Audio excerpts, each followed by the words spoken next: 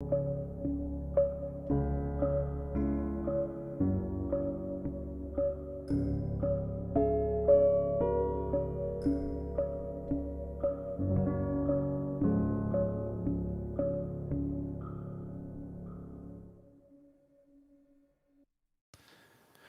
to another episode of the Capital Gains Tax Solutions Podcast, also streaming on CREsecrets.com. Hey, where we believe most high net worth individuals and those who help them, they struggle with clarifying their capital gains tax deferral options, not having a clear plan for a 1031 exchange, not having a clear plan to sell your commercial real estate, cryptocurrency, high-end primary home, all tax deferred is the enemy, and using a proven tax deferral strategy such as the Deferred Sales Trust is the best way for you to create and preserve more wealth or help your clients do the same. Hey, I'm your host, Brett Swarts, and each episode I'm joined by some of the best real estate, financial, wealth, and sometimes business building minds in the world where they share their ideas, deal stories, and inspiration. So together we can make complex tax deferral strategies simple and passive income plans achievable. I'm excited about our next guest. He spent some time in San Diego, and now he's in the great state of Texas. He's experienced in all aspects of real estate, from acquisition through renovation, management, and sales. And he's owned and managed renovation projects from 1 unit to over 100 units. He and his team help their clients and their partners, as well as teach others how to source, purchase, renovate, wholesale, and sell investment real estate in the Dallas-Fort Worth area. In addition, they help investors meet their acquisition, cash flow, renovation, and sales goals through sourcing off-market and on MLS properties. He's a licensed Texas real estate agent, California real estate broker, and California general contractor. Please welcome to the show with me, TJ Kosen. Hey, TJ, how you doing? Hey, fantastic. Thanks for having me, Brett. I appreciate it. Absolutely excited to get to know you a little bit more, and we're going to be talking all things underground real estate business secrets with TJ Kosen. It's going to be a little bit different show than just talking real estate, more like building your business, and we're going to get into some of those here in a minute. But before we go there, TJ, would you give our listeners a little bit more about your story and your current focus? Yeah, absolutely. So currently, we have a real estate operation in North Texas. We basically source off-market real estate direct to seller, primarily in the single family space right now. So we do a lot of off-market marketing, direct to seller marketing. And then where we bring value to the seller, obviously, is kind of take care of their problems. Where we bring value to the investors that work with us is really on the property side. We focus on like kind of an individual property basis. We're not locked into one exit strategy. So one property maybe makes sense for a rental. One property makes sense for maybe a buy and resell with a lot of work. So a flip. One property maybe makes sense as like for maximizing kind of ROI and the velocity of money. Maybe makes sense for just dusting it off, putting it on the market as is, and taking a littler piece of the pie. So we really focus on kind of what makes sense on a per deal basis. And so that's the current business. In the past, so I've been in real estate actually since 2006. My first deal was 112 units of distressed apartments in Memphis. My second deal, not to double down on something that's maybe not the best idea, was another 98 units. So we structured that with some seller financing, some existing, what was it? I guess it was a private money lender at the time, and then went out there, did a lot of value add, leased up, stabilized the management, and kind of went from there. So that's the long story short. Very There's a lot cool. I more to like it. it, I love the guess, but background. Yeah, it's really good, TJ. I love the background. And I love that you dove into 112 units in your first deal. That's amazing. I think that's really wise. But we'll talk about the other side of that too, as well as far as building a business in real estate here. I want to take one other step back, though. I want to go back maybe to the high school days or even the college days. I believe we've been given certain gifts in this life. Some people call them strengths. Some people call them superpowers. I think they're God-given gifts. They've been given to us to be a blessing and help to others. So I'm curious, what are those one or two gifts that you've been given, and how's that help and how you help and bless people today? I think the biggest one is, let's see. It's a good question, actually. I hadn't really thought about that. What's really been the biggest blessing to our business and to kind of our life path, probably happened about 2.5, 3 years ago, when it really switched my realization when my daughter was born. 2.5 years ago, 3 years ago, obviously there's a 9-month build up to it, I guess. And that's where I really kind of changed the mindset from, I can make a lot of money doing like buying and selling houses myself, going on acquisition appointments, going on all this other stuff. But it gets old. It really gets old as a business model. So where the mindset shift came was, well, let's build the business for the sake of the business, And in doing so, obviously, hopefully we benefit from it too. But it really provides an enabling force for other people to, people that work here or people that are investors. If you're doing more deals, you provide more opportunities for more people, investors, employees, contractors, just throughout the entire kind of vertical supply chain. And that's I don't know if that started in college. I think that's probably more of a 2-year-old thing.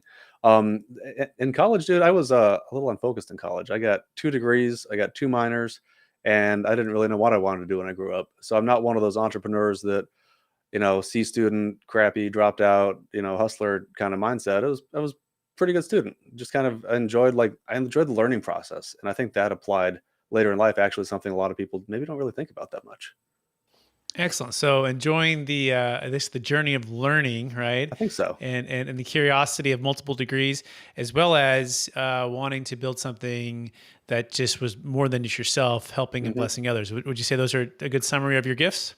Yeah, I think absolutely. Cool. Now let's dive right into the topic: underground real estate business secrets. TJ Kosen. And by the way, you can find more about TJ Kosen at tjkosen.com. That's TJ Kosen spelled with a K, and it's OSEN.com. So TJ, what's the number one secret to building a real estate business? Go.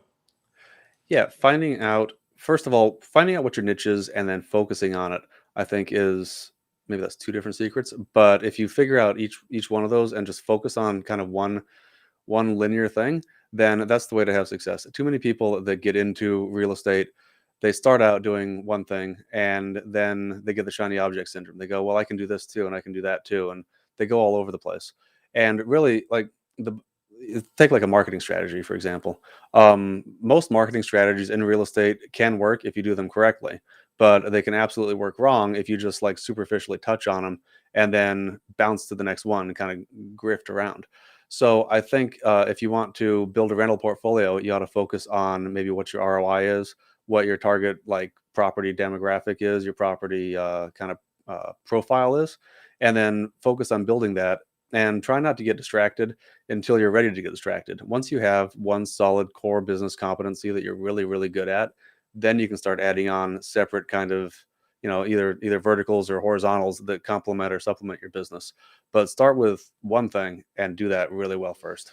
Excellent. So it's just like a magnifying glass. We want to take that thing, we want to get it focused and give it time and give it the energy, give it the effort, so that, and it's on a niche focus, right? So that it actually makes let's call it some heat, right? Actually get something moving, Yeah, I versus think so. just skimming over a lot of different things. Is that a fair Hmm. summary? Yeah, I think absolutely. I think absolutely. So Excellent. Keep going. Go yeah. ahead. Well, so I guess in our business, we look at ourselves as basically a direct to seller marketing company, primarily, and then look at the real estate as being kind of a subset product of that.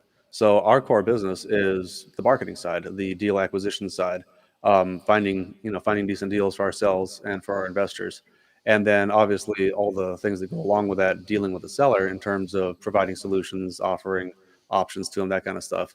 That's a necessary piece of the business, but our primary goal and objective is the lead generation and the marketing side, and then with that comes a lot of infrastructure and operational kind of organization that maybe people don't think about if they're trying to do one or two deals at a time when they buy from a wholesaler.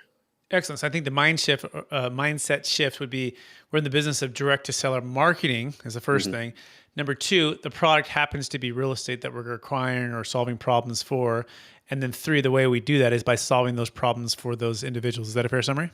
Yeah, I think that's absolutely correct. Yeah, I can't agree with you more, right? I always say I'm not in the business of selling real estate because I'm a commercial real estate broker. Mm. I'm also, capital gains tax solutions founder. So we're not in the business of selling capital gains tax solutions. We're actually just in the business of solving problems, right? And Absolutely. I like the way you put that too. But really, nothing starts until you're marketing, you're communicating, and you're reaching out to others to let them know that, hey, if you're having this challenge, I have a solution for you. Is that a fair summary? Oh yeah, and yeah, absolutely, absolutely. Excellent. So, what's the second secret to building an underground real estate business, or in a way that's going to help you succeed faster? Yeah, so that's I think deal analytics is probably the second biggest secret, is knowing the deal analytics with a combination of understanding what the submarket is that you're working in are both really important. So in a hot market like this, especially in the single family space, if you buy a property and you buy it right, it's going to sell. So I mean that's cool.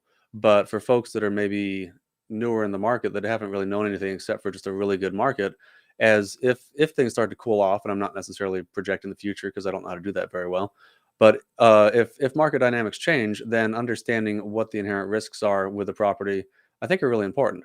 So take like maybe a flipping business, for example. Um, you buy a house and it's got a kitchen and bathrooms and they're pink and they're ugly, but you buy it, right? And it's got all that stuff. And then the first thing you do if you're gonna like actually blow it out and flip it is you rip all that crap out. What's worth like literally what's worth less on a property scale? A kitchen, a green kitchen or no kitchen? Well, I tend to think that maybe the no kitchen is probably worth less than having a green kitchen when you come to like resell the property.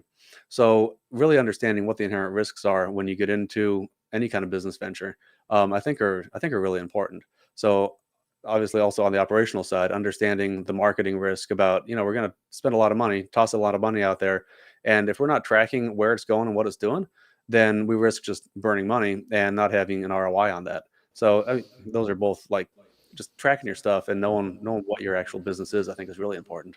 Excellent. And then for you yourself, how has hiring helped you to, with marketing, hmm with problem solving with the clients, with potentially closing the deals, with creating content, with doing the deal analytics? hmm Give me your hiring process and how that's helped you to scale. Yeah, absolutely. So I think there's probably three stages, more or less, of being an entrepreneur, aren't there? Everyone thinks they're an entrepreneur at stage one when they're basically in the hustler stage, trying to do everything themselves. They're negotiating with sellers. Maybe they're negotiating on the back end with buyers. They're trying to source private money. They're talking to lenders. They're thinking maybe they don't even know what they want for an exit strategy. Maybe they want a BRRRR or rental or whatever. If you're really, again, these are all the mistakes that I've made, so it's no offense to anyone, but if you're really like maybe not as focused as you should be, you're dropping off paint buckets and you're dropping off flooring at your flip properties or your rental properties.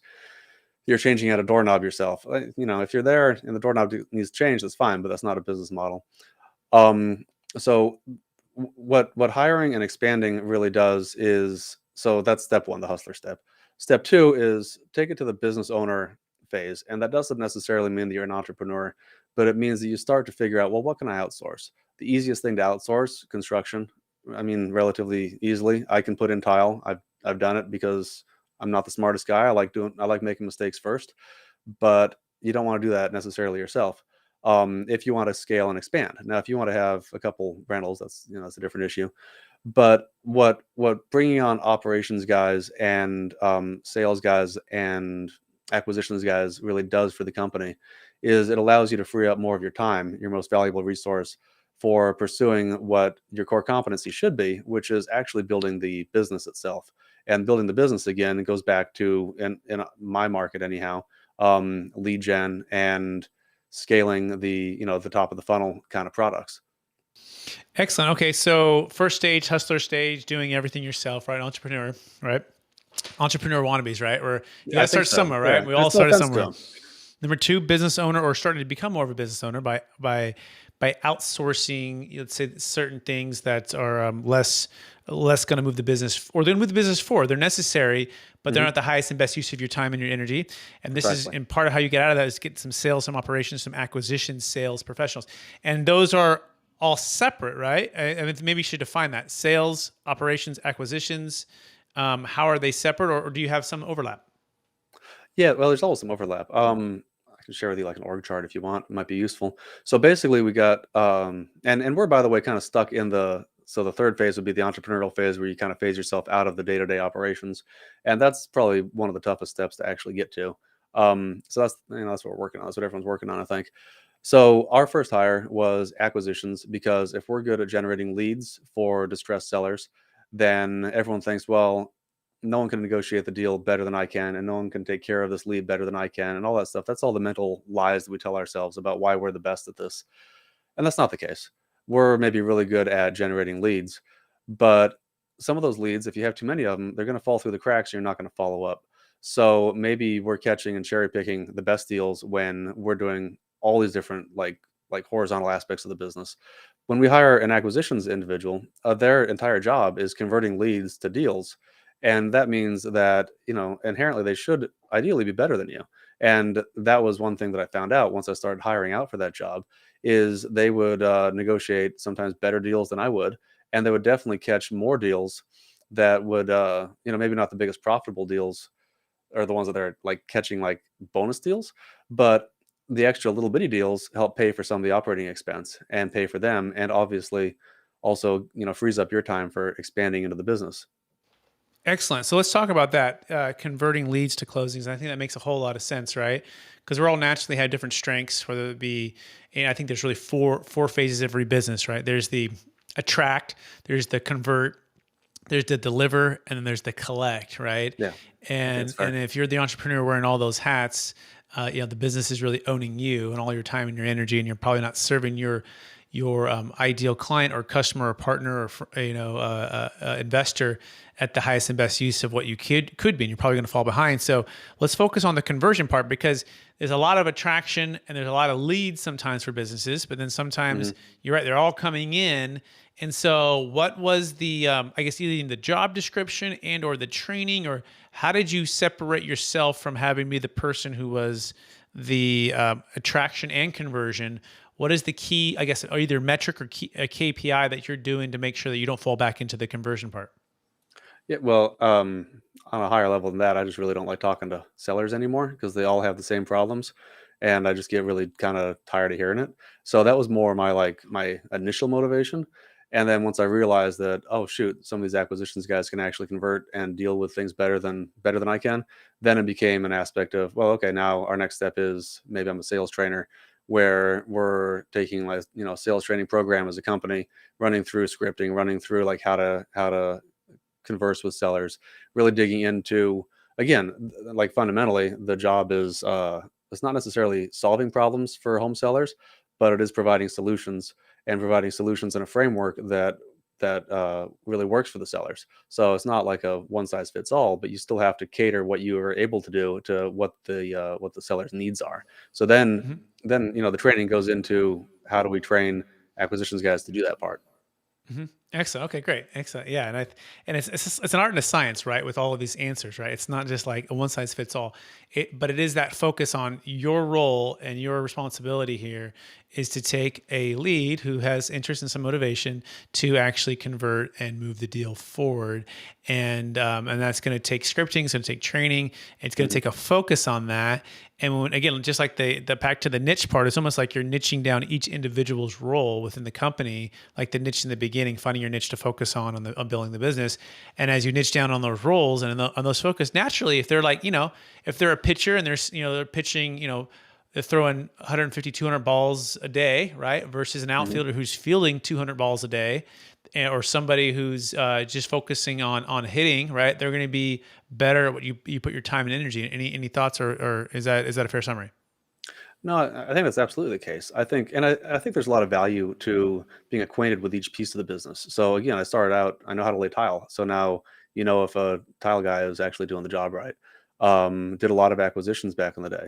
So I think there's a lot of value to inserting yourself into different pieces of the business, and you have to spend some time there. I don't know if there's a lot of shortcuts really. There's accelerants where you can go faster, but I'm not sure if there's really shortcuts where you can avoid really understanding what the different kind of aspects of the business development are. Shortcuts, obviously, I suppose, are maybe coaches or mentors or like following someone else's pattern of success. But how do you know an acquisitions guy is really having the right conversation with the seller if you've never had that conversation? How do you know? I think our like third or fourth hire was operations. How do you know an operations guy is really tracking the KPIs if you don't even know what KPIs you want to look at, or what lists you want to pull, or how you want to do like the, I don't know, do cold call marketing or whatever. If you've never done that, then you don't know what that job role entails. So it's a tough thing to really grow uh, any faster than you're able to, almost mentally, and also just in the nature of how the business operates, I think. Yeah, I think that's very well said. Like getting out in front and leading first. I remember I did a first house renovation for my house, and I actually grew up in the real estate business. My dad, custom homes, room additions, rentals all my life, but I still had never done it for my own house. And someone was like, "Well, why don't you hire someone else out? Like your dad could do it all." I'm like, "Well, I really want to be able to do this myself, so that in the future I know." I experienced it even more so on an intimate level, so that when I do hire it out, I'm not getting overcharged, Hmm. and B, I'm understanding value, and until you've done that, and what's, I guess, even like defining the win, right? If you don't know what you're aiming at or defining the win unless you've done it yourself, it's hard to have someone else come in and do that because they're looking for you're defining the win. Is that a fair summary? Yeah, no, that's a good point. Absolutely. And a lot of people don't like taking control of their projects. We see in the, Facebook forums or whatever on the like renovating side, a lot of talk about contractors screwing over investors and the work quality not being done and all this other stuff, or the scope not being appropriate. And most of that stuff, like obviously I alluded to, I guess before, like spending money on marketing for distressed deals and not knowing if your money is being spent effectively. We're almost, what's the right way to say it? If I don't want to victim blame, but if your project goes wrong, it's probably because of something that you had wrong on the expectation from either a lack of experience or a lack of ability to perform whatever the task was. So I don't. There's bad contractors. Don't get me wrong, but if your flooring guy says he can do it for such and such a price, but the market rate for an investor is 30% more than that price, and that's what I have to pay every day to get it done, then maybe you got a great guy that doesn't know his value, but more than likely you have someone that thinks they can do everything that's not going to do anything very well for you. So I think that expectation, understanding of what's entailed in all the different job tasks, and again, all across the business side, so from acquisitions to management to operations to the rehab and construction side, I think is very important. Yeah, I couldn't agree with you more. And there's a book called Extreme Ownership, right? Where it's at the end of the day, like if a mission fails, it's on you, right? And Hmm. it's like empowering your team members to be at the highest level of performance in their leadership and in their performance by setting clear expectations, but by leading from the front, right? And being able to train properly or oversee properly, make sure that I know for me as I grew my business over the years, it's like no, the reason perhaps some of the team members didn't actually succeed or perform in the beginning was because you weren't properly leading or trading, right? And so it's Hmm. starting with the attitude that, oh, this is my business, this is on my ability to grow, this is on my ability to be a great leader and be able to train and empower others. And so I couldn't agree with you more. That being said, we're going to shift a little bit to capital gains tax. Just curious on some of your thoughts on the 1031 exchange, because Huge that's fan. part of what we do. So, for you, what's been the biggest frustration for yourself, partners, family, when it comes to the 1031 exchange or lack of capital gains tax deferral options for highly appreciated real estate? Yeah, it's kind of annoying, isn't it? I mean, so fundamentally, I'm in a transactional business where we're paying, for the most part, an ordinary income tax, and that's frustrating. In terms of tax deferment, our rentals defer some of our income taxes, tax obligation, I suppose. We've done a lot of 1031s, and I think it's a great wealth and legacy building opportunity. We've made. I think my favorite deal probably is a deal I bought in the bottom of the market. We spent 45K for a deal in California, actually, in Hemet. Put 10K down, had a hard money loan for the other 35K. It's kind of crazy, right? And a property in California. It Appreciated, is. sold it 3 or 4 years ago, I think, and then sold it for 130 something or another.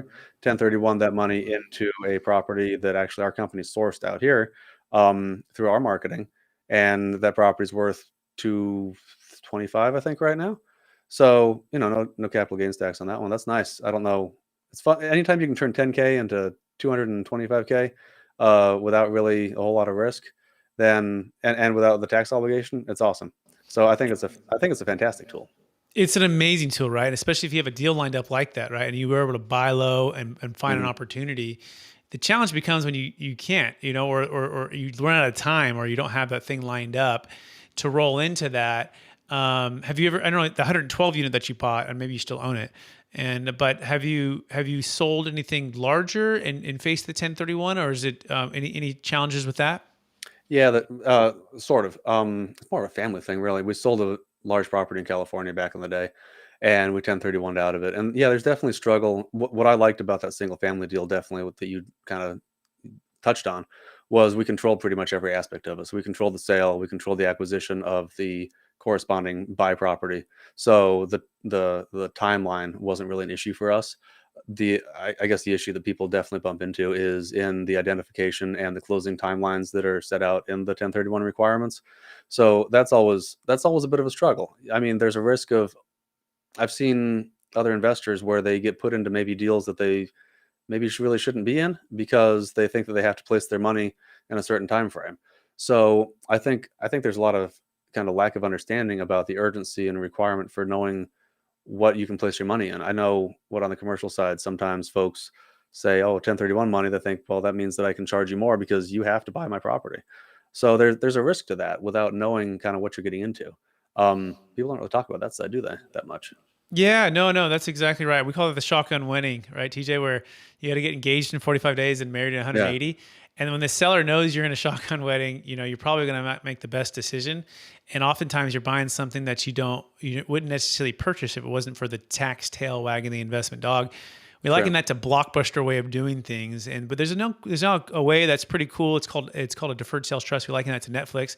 There's no more timing restrictions. You can buy and sell whenever you want. You can get a brand new depreciation schedule by partnering with this thing called a deferred sales trust. You can also just sit and wait till a deal actually comes up. You can do hard money lending. You can invest in securities. I have a client. We just did a $2.6 million deal in Alabama. He sold a business which doesn't qualify for a 1031, and he's building 70 multifamily units, all tax deferred in Tennessee, which is pretty remarkable, right? So it's kind of like you can 1031 out of just about any asset, and you can invest it into multiple assets to diversify. It also works for cryptocurrency. By the way, you can learn more about that at capitalgainstaxsolutions.com. That's capitalgainstaxsolutions.com. That being said, are you ready for the lightning round? Absolutely. Do I get All like a cheat right. sheet or something? Yeah, Are there just going to wrong be some answers? fast questions. Just some fast questions. So, if you could go back to your 20 or 25-year-old self, TJ, what's the one golden nugget you'd make sure to tell yourself to do? Ooh, pick the right market. Pick the right market to be in. Perfect. Second question, number one book you've recommended or gifted the most in the past year? I read a lot of history. So actually, I read a really fascinating biography on President George Washington and Benedict Arnold, which I thought was really informative about kind of the formation of the country.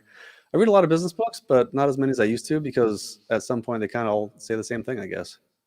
Yeah, very good. By the way, what's that book that you read on George Washington? Do you know the title? I don't remember. It's on my nightstand. It's just a dual biography on George Washington and Benedict Arnold. Really interesting, kind of parallel lives in a lot of ways, but obviously a different path and a different outcome for both of them. It's kind of a bit of a victim of circumstance, but a victim of bad decision making, I think, on Arnold's part. Excellent. I'll check it out. I've studied George Washington, but I haven't studied Benedict Arnold. Next question. What are you most curious about right now? Ooh, trying to predict the future, right? I mean, interest rates are low, inflation's ticking up. Trying to predict the future and see what's going on. I'm not really sure. It's going to be fun to see. For sure. Number one leadership quote or theme that you strive to live by? Oh, the long one from Teddy Roosevelt. Shoot, it's long. It's like a paragraph, but the dare one with the boxing and all that stuff in there. The Teddy Roosevelt quote. I love that one. Excellent. Last question. After all your success, helping all the people you've helped, doing all the deals you've done, and coaching and helping people build businesses in real estate, how do you stay centered in your values, and how do you stay encouraged to charge forward to reach new heights? Yeah, family is huge for that one. So we just had my son 3 weeks ago, and then my daughter's 2.5.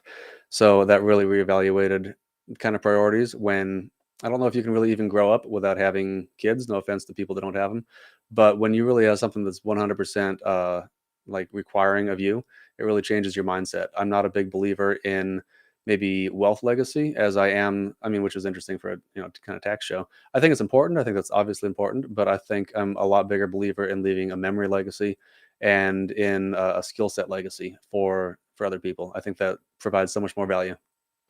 Amazing. TJ, I want to thank you for being on the show.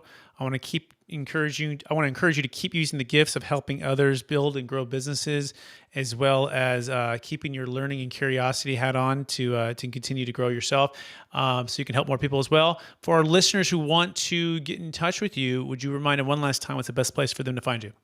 Yeah, absolutely. You can find me on Facebook's actually really easy, TJ Kosen, or our website, TJKosen.com. Would love to help out any way I can.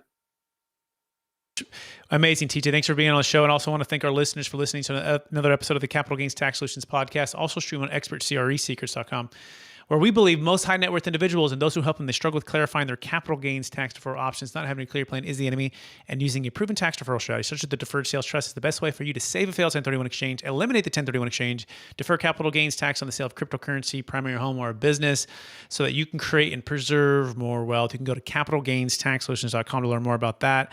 And we look forward to connecting with you. Please soon. Please rate, review, subscribe, and we will talk to you again.